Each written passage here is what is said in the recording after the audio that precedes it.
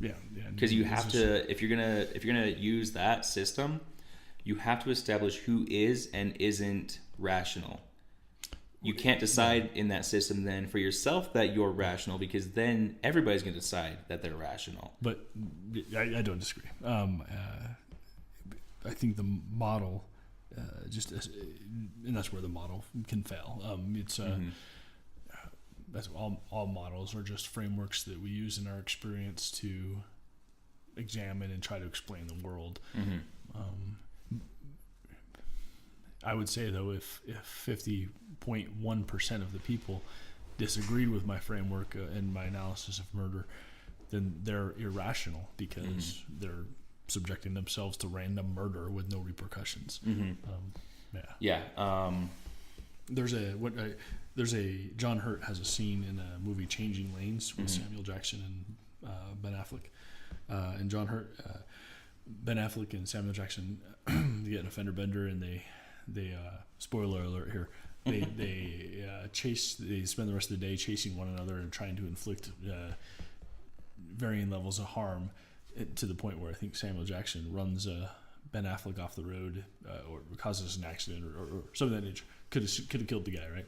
And John Hurt finds out about it as his mentor and says to him something to the effect of, there's a social contract, man, a contract in which we all agree not to go batshit, or else it all, that's what he says, or the whole thing is lost, right?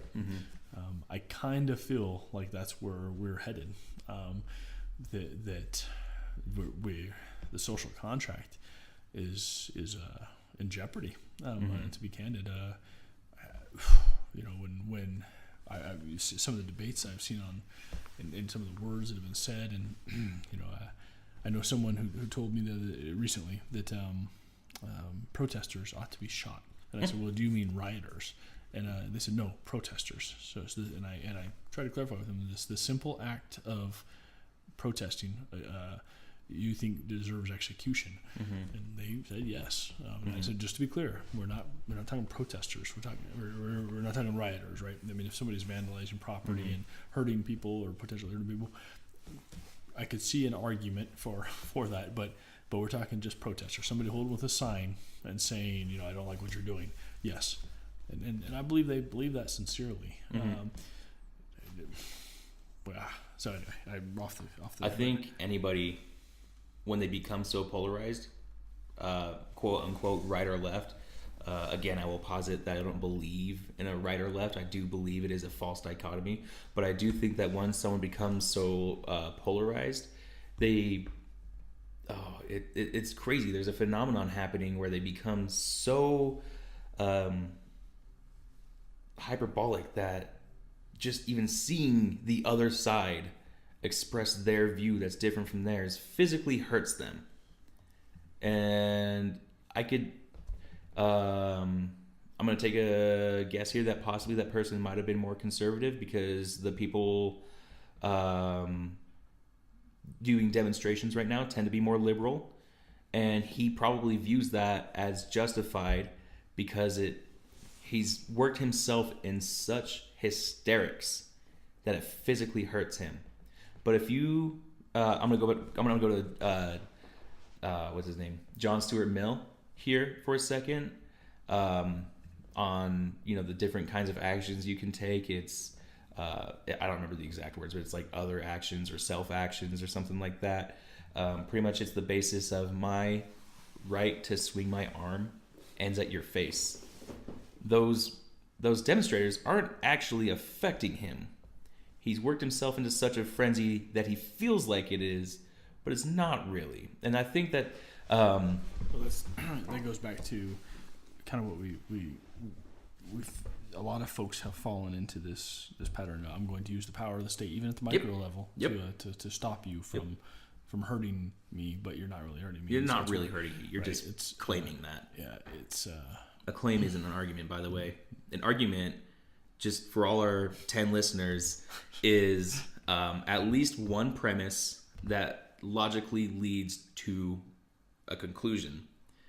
You can make claims all day, but if they don't have premises that logically lead to that conclusion, you don't actually have an argument. So claiming, think of the children. As much as I love children, it's not an argument. Unless you put a premise on it. Well, there is an argument for learning critical thinking skills, and well, that's the very basis of not using logical fallacies and arguments, because they're not actually arguments; they're claims without premises. Well, and I immediately flashed ad hominem. Those ad hominem is a logical fallacy. Yep, where you can say an idea is stupid, but if you say the person is stupid, then you're not critically arguing, and it's just you're inflammatory. And anyway, so we're off track there. But I was just saying that I think the social contact is in jeopardy, and that's where, to me, the theory matters, I guess, is where I'm going with that. But where do we think? Right now we're at the beginning of political societies. Okay. The box. We were talking about the box. Yes, this is the beginning of the box. The first sentence really says it all. It's section 95, in case you're following along. Chapter 8, section 95. Men being, as has been said, by nature, all free, equal, and independent. No one can be put out of this estate and subjected to the political power of another without his own consent. Just let that one sink in for a second. I think that says it all, really. The beginning of the political society is that no man has a right to impose his will on another outside of his own rights. Like, you have a right to do for yourself. You don't have a right to make me do for yourself. And that to him is the beginning of a political society. And so we can come up with rules that don't take from each other, but we all agree to. Such as going back to consent. We can all create these rules that say these things that go against the consent, or what a lot of libertarians, and I really urge you to Google this, the non-aggression principle. We all agree here that if you go against the non-aggression principle, which is pretty much going against someone's consent, that is illegal and we will punish you. You're not taking away the rights of others, though. And so that, to him, is the basis of the rational political society, is that we are going to sit here and agree that murder, rape, and theft are wrong. Isn't that what I just said, though, with my quote normative ethics philosophy? Kind of. Yeah. But the difference here is one imposes while another doesn't. To Locke, you can step out of the society, get out of that box. You don't have to be part of that political society. Okay, and then mine presumes, I think, that I think I was trying to argue or make a claim make a claim that we ought to be able to use the power of the state to impose the will of all rational actors. Wow, it was getting layered. So this is, what you're suggesting is that that's just an inherent natural state that Locke would not. Yeah. Or not Locke. Yeah. Yep. It's saying that the basis of the political society is doing away with things that go against the consent of others. And if you don't like it, go elsewhere where those things are allowed. But that's their political society, and it's their contract that they are all consensually agreeing to within that box. Aren't you imposing on that person who doesn't want to participate in that society? No, they can leave. We're not going to force them to stay there. That's an imposition, though. Yeah. What if you're a landowner and you want to murder people? Then how do you exit without? Are these people on your land? Or no, are they trying to steal from you? Did they put themselves at a state of war with you? Gotcha. Against your consent? Yeah, I see what you're. I see. I can't quite articulate, but I think I see what you're saying. Yeah. It's genius, man. Again, the Bible for liberty. I'm telling you. Chapter 9 is the ends of political society and government. This is, to him, it's exactly that. It's the ends. It's the purpose, the teleological purpose of government. To him, is the preservation of property rights, because property rights are the preservation of self. You can't have preservation of self without property rights. You can't have Preservation of self without property. And keep in mind, part of property rights is self-ownership. I can decide to step off when I begin walking with my right foot over my left because I just so choose to do so. And the government to say otherwise is illegitimate and then becomes despotical because it is overstepping my rights for its own. And that's the ends of the political society, though, is to preserve property. That being said, that'll property, be... can also mean the individual decisions that you make. And, in here you'll find such common goods such as defense from, we have in our own constitution that we can defend ourselves from foreign and domestic threats. That's anybody that ever concedes to a government will at the very least concede to The common defense. Yeah, common defense, which is a defense of property. Even if you're communist Russia and you don't believe in property, which is probably more than likely the reason why they failed, among other things, they still believed in a national defense insofar as other sovereign nations can't impose on them.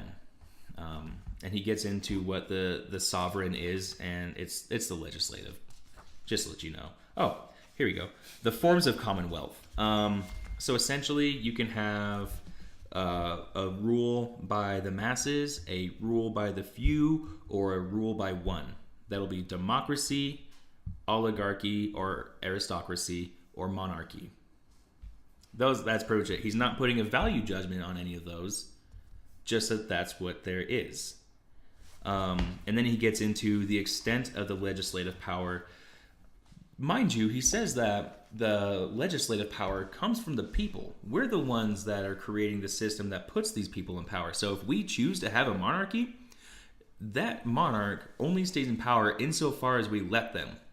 And I think we've seen this in our own American Revolution, the signing of the Magna Carta, India kicking off, the Brits. I mean, it's true. It's true. If you become despotical enough, eventually the people will be like, all right, that's enough. Now we're going to murder you.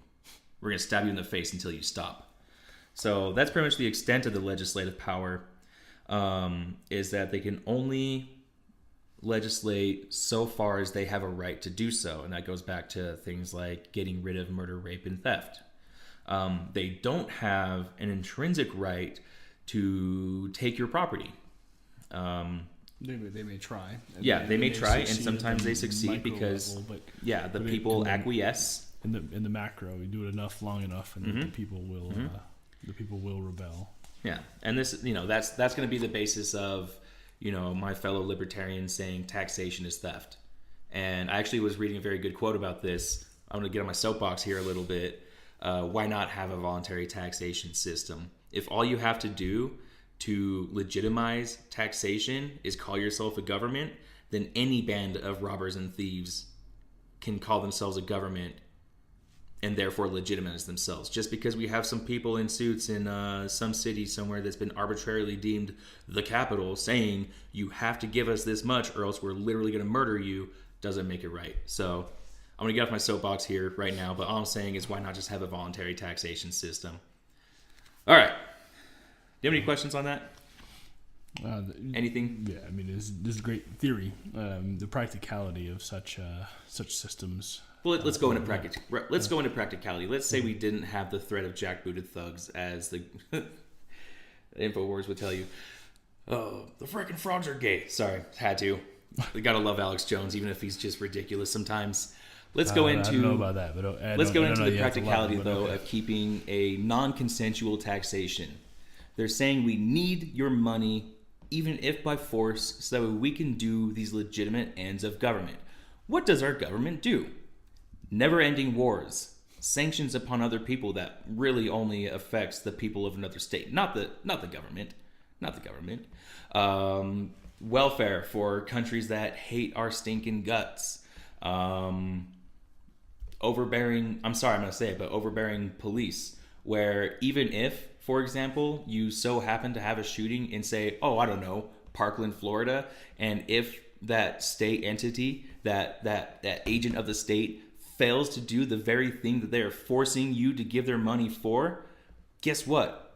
That guy's going to get a lifelong pension forever now, even though he failed at his one duty. I'm trying so hard not to swear right now. He failed at his one duty, and now you are being forced to pay for his pension for the rest of your life. So I'm going to say it again. Non-consensual tax is wrong. I don't care if you say, oh, but my freaking roads. You know what? If roads were so great and we had a voluntary taxation system, I'm sure we'd probably come up with enough funds. As you're speaking, I was thinking, if you could, or if we could move to such a system, it would actually put the government in the position of having to justify those expenses. They would have to make the case for it, and we would have to voluntarily agree to that. Yeah. What if we could get a line item of where our taxes are going, and just say nope. And if you couldn't convince the people to pay enough to pave the roads, then guess what? You don't have paved roads. Mm-hmm. Yeah. Okay. Maybe people don't want paved roads. And another thing too, imagine where we would be right now if we didn't have such a dependency on these paved roads. We might have hydrogen-powered hovercrafts by now. That's a good point. If we didn't have paved roads for our nice shiny Mazdas and Audis, we would need something much more rugged. Wow. That blew my mind there. It's kind of a circular word, force taxation.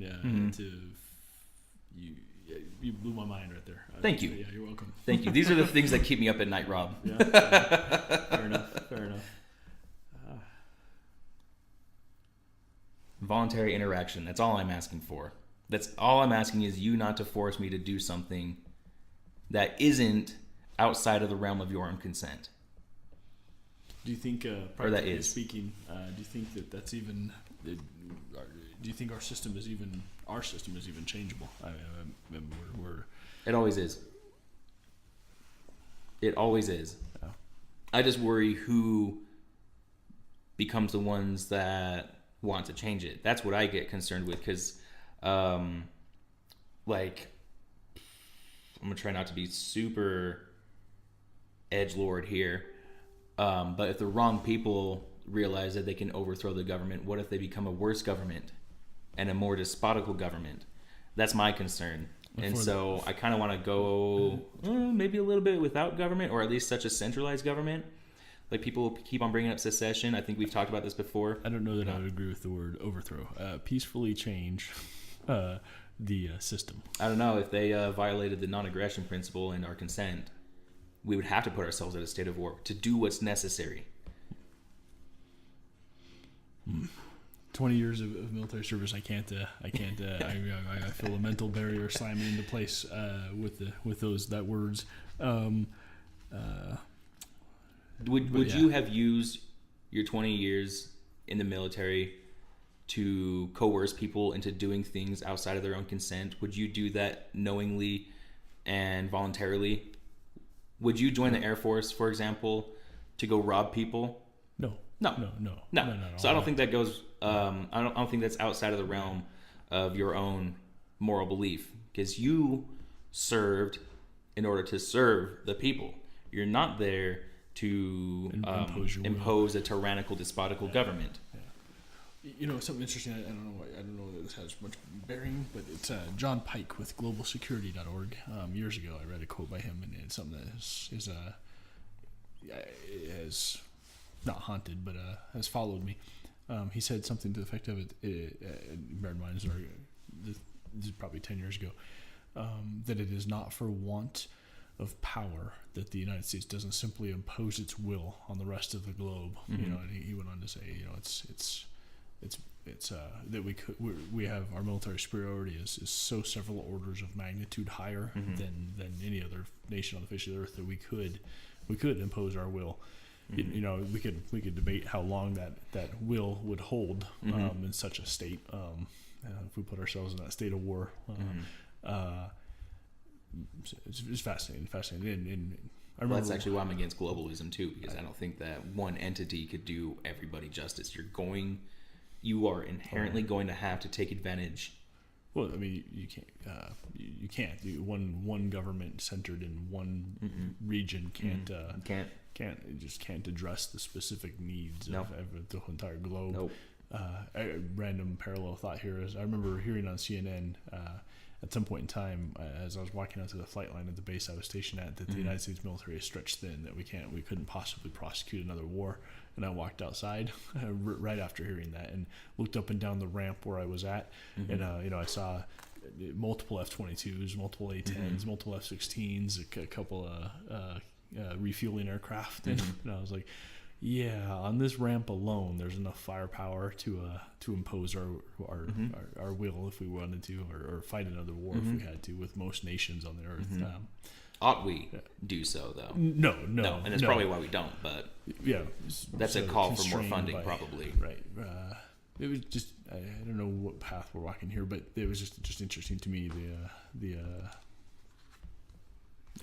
how did we get here? Oh, forced taxation to maintain a system that then creates its own demand. Let's use the roads, maybe a better example. The government says we must take your money for roads, thus propagating the system of roads, and actually prevents development or application of those dollars in mass that could be used to develop cleaner vehicles that don't use roads. Where we're going, we don't need roads, Rob. Just so you know.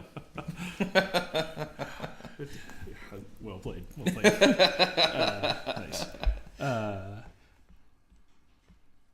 That's funny. Well played. Okay, what's next? What's our next chapter? Chapter 12 of the legislative, executive, and federative power of the Commonwealth. That one pretty much is what it sounds like. Legislative creates the laws. Executive is like a figurehead, maybe directs the government. Just kind of like our presidency does here. That's like the figurehead of our state. That is the person that receives ambassadors and stuff like that. The federative power of the Commonwealth. Now, this is something that actually takes some explaining, because when people hear federative and confederative, they think, oh, well, Civil War and slavery, so obviously confederative is like the evil thing. No, what it means is a federative power is that there are multiple layers of power. So we have a federal system where we have cities, states, and country. That's 3 different levels of power. Confederative just meant that there's one level of power. So in the South, they all wanted to be individual states, nation states. Whereas the federal power said, you states will give up some of your sovereignty to be part of us, just like the individual gives up some of their sovereignty to be part of that political body. That's what it is. That's how it is. Do you think given the polarization, and given the state of affairs today in America, one thing, and I'm not arguing for or against this, it's something interesting. Given the polarization, I often hear some people, when people talk about succession, California can't succeed. Sure they can. It's against the law. Okay. Yeah, what if they invoke just Locke change the law and say, or they just ignore it and say, okay, bill me. Yeah, that's nullification. Yeah, what are you gonna do? And then I'll also ask sometimes, and not to be trolling, but I'll ask them why can't they? Why are we trying to hold against their will? Right. If that's the will of the people, let them go. That's the will, and it's supposed to be for the people, by the people, but it's kind of not. Why if we're at this state of affairs where we're wielding the power of the state against one another at the micro and the macro level, you know what, California, let the West Coast. Yep, I'm gonna go. I don't care. Yeah, just okay. You know what? You go try it. Work if it it were a social contract, then we wouldn't have to force them into it. We wouldn't have to force them, or if we were operating on these principles. Yeah. Okay. Wow. I'm gonna have to listen to this podcast a couple times to absorb some of what we talked about. Yeah. Well, I got nothing. I need to process what we talked about. Any last words? Any? If you're really if you're interested in the things that I have to say, don't just listen to me. There are a lot of old thinkers, John Locke, Milton Friedman, Friedrich Bastiat, that goes over these things. They go over like the foundational work. Now there are free venues. I listen to a lot of podcasts myself. I listen to Tom Woods, the Liberty Report with Ron Paul, and another really good one. I can't remember the guy's name for some reason, but it's one of my new favorite podcasts. Part of the Problem.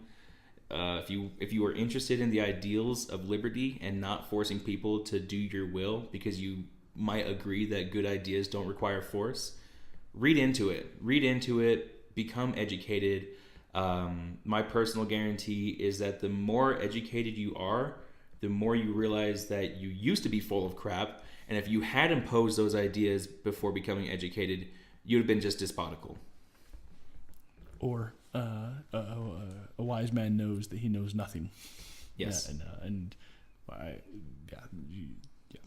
wise man knows that he knows nothing. So, right on. Okay, Jesse, thanks for your time, and lots and lots of things to think about. And my takeaway, I don't have a takeaway quite yet, other than I need to do some more learning. Yep. Yeah. But anything? All right. That's it. That's a good segue. Okay, talk to you later. Bye. Bye.